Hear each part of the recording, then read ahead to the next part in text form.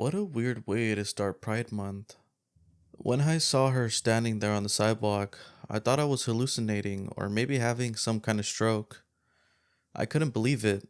My mind couldn't accept her bizarre appearance, her otherworldly presence within the mundane space around her, the surreal discontinuity between her and the environment, and the sheer difference between her fundamental nature and the collective nature of everything. It was mentally irreconcilable. For a moment I stood there, my mind unraveling at the very sight of her. But when she turned to me, with her eyes glowing as if fired by starlight, gazed at me, peered into my own, I was filled with a sudden giddiness and increasingly uncomfortable excitement. Some part of me, some generationally buried and primal element, sensed the impending horror, knew positively that within her fiery gaze was something eviler than anything conspired or orchestrated by man. It was obvious as the afternoon sun above us, but another part of me, the more immediate and intellectual, failed to heed this primal warning, was conversely allured by the woman's strange, sorcerous nature, like a driver diverting from their course to watch two bums grappling with one another. It wasn't necessarily a good sight, but intriguing nonetheless. There weren't any cars around. The woman had appeared on the sidewalk in front of me, near a vacant lot between residences, a space that had been some old, half crumbled factory before a town wide restoration project that never actually came to fruition. There were only remnants of a building, skeletons and husk of concrete, plaster, and metal. Houses lay a block before and after, with the field opposite the lot, largely barren to save for a bordering fence, separating the field from a farmer's property beyond it. I guess it was a good place for as any for something, from beyond the realm of men to make its appearance. If discretion was the goal, it was a microcosm of rural lifelessness. She was naked, but I didn't notice that until she took a step towards me, and her movements freed me from the spell of her eyes that held me in. She was lithe, her emotions smooth, liquid, but not in an attractive way. The motion of her hips, though slow, were unspeakably salacious, like those of some Hayden pole dancer. Her skin was dark, not naturally black, but burnt, as if the flesh had been scorched in the bathe of flames, but spared the actual destruction of the tissue.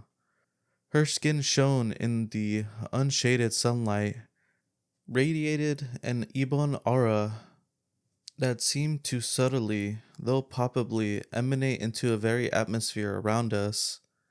With each step she took, her hair stirred a bit, thick, curled locks that hung over her shoulders, somehow blacker than the skin they rested on. There was a dusting of what looked like gold all throughout, though not a speck had fallen onto her skin in all the time she'd been naked. Only her hair gave off a slight golden twinkling, as if an age-old brazen image, uncovered amidst dust and ruin. I couldn't have told you what was going through my mind at the time. Only now, looking back hours later, can I say with any certainty that I was absolutely terrified. Beyond sense, beyond fight or flight, just stricken totally, insensibly dumb by that inhumane woman. When she reached me, after a period of what felt like hours, she looked me up and down, and it felt as if a ray of lens focused sunlight had passed through my forehead, to my groin, and back again. That scrutinizing gaze made my skin crawl, made me cringe inwardly even though my body failed to perform any response whatsoever. You will do nicely. Together we'll sire a new race, a better race. The people of this world are fat, hideous, indignant, and lazy. Our progeny will have standards, manners. I, of course, had no idea how to respond to that. I met some bold people in my life, but I've never met anyone that bold before. Her offer, her demand, to sire a race of what? People? Crossbreeds of humans or whatever race she belonged to? It was ridiculous.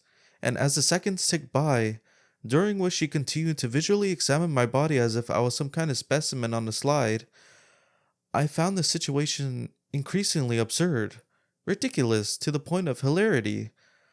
Abruptly, I laughed, loudly and heartily, and her eyes snapped up to mine, stifling my laughter as quickly as it started. You think you can resist? You dare to, seeing me as I am. She then spread her arms, displaying her full shameless nudity to my eyes, and even went so far as to undilate her stomach and hips in a way that was, if I may be honest, just perverse. I recoiled a little, taken aback by her audacity. Still, fine then. No man of any species has been able to resist the enrapture. You will submit to me, you will breed with me, and together we will overthrow the stupid, ugly race that builds our own beautiful lineage.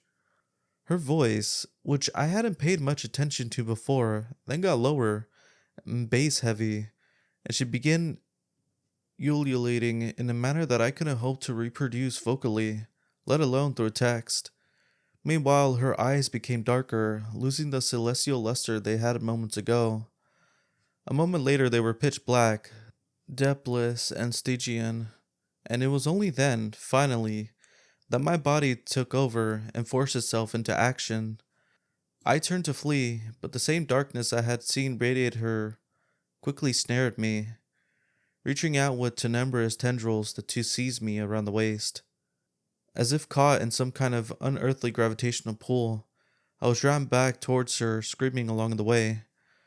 She meanwhile continued to chant in that strange, infallible way, and her body, wrapped in darkness, pulsed and vibrated.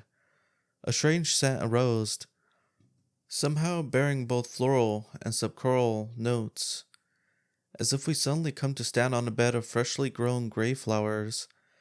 When I reached her, when our bodies touched, I felt a sudden sensation of deep cold, as if I'd instead come into contact with a slab of ice.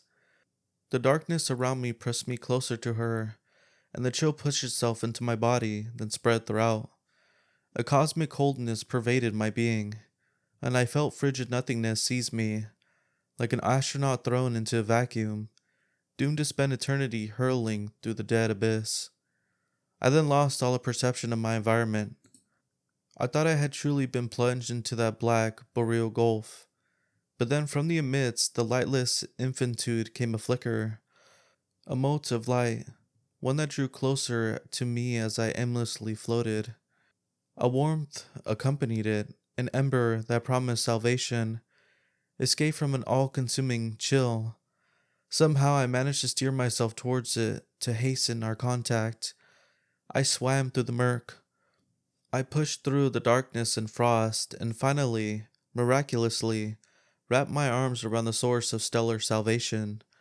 I was so relieved that I didn't even look at the thing for the first few moments, but then, when I felt I had sufficiently warmed myself on this energy, I pulled back a little, and beheld in its full splendor, and screamed in horror. It was a false promise, a terror that had masqueraded as a friend. While its warmth and light had healed me, and had saved me from the dark-induced lunacy, its appearance, the suggestions of its appearance, were too unwholesome, too terrible to accept.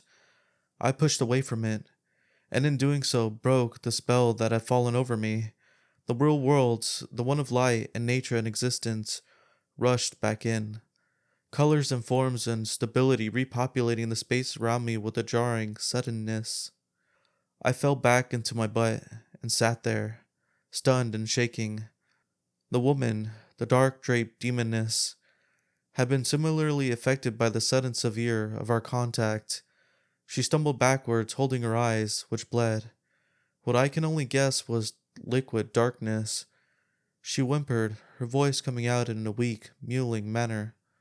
How did you resist? None have denied my warmth. I am the ultimate form, the goddess of the gulf. I am the siren of the night. Still seated on the sidewalk, my brain too sloshed to order my body to stand. Lady, I'm gay, And I'm sure you're very attracted to heterosexuals and others, but you just don't really do it for me.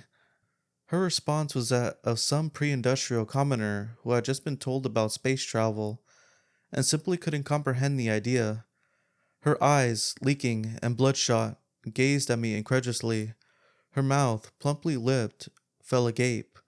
A cackle soon erupted from therein, but not one of malice or triumph, but of disbelief.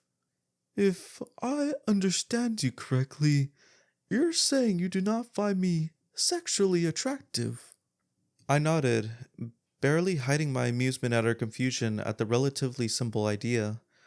Even though she still radiated a dark and monstrous power, she convulsed a little, as if something deep within her had collapsed or broke. Her eyes went to the sky, towards the sun and its near blinding light. More dark tears bled from her ducts, and she wrapped her arms around her body as if chilled. Without looking at me, she then said in an almost whisper, Are there others like you? Yes, quite a few, actually. Still gazing sunward, she responded, And are you okay with this? There is no shame? No, no reason for there to be. She trembled again, this time quite violently, and rubbed her body as the aura of darkness around her slowly diminished. Soon she became somewhat normal in appearance, albeit still bearing the obsidian tinged skin. Her eyes, now simmering, pleasantly tinted orange, turned back to me, and her mouth formed into a small smile. That is quite interesting. I never would have thought such a thing possible, given my nature, the reason for which I was originally created. For thousands of years, I have been a tool, used for birth strands of my kind across the universe. Before now, I hadn't ever encountered a species whose members were capable of what I suppose you'd refer to as homosexuality, same sex attraction. Wouldn't have thought such a thing even possible. It seems a rather intriguing prospect. I mean, yeah, I guess. It's just how I am. I hadn't meant to sound flippant or mocking, but given the circumstances and what she had put me through, I couldn't help it. Yes, very intriguing to gaze upon another woman, and yes, I think I'll take some time to think about this. And with that, she disintegrated into the aether, melted away into a nebulous burst of shadow and motes of gold, leaving me there, essentially unharmed. I waited for a moment just to see if she'd come back, and then got up and dusted myself off. After a glance at the half-finished foundations of the nearby lot, I walked on, telling myself that I should probably start taking Uber home from work.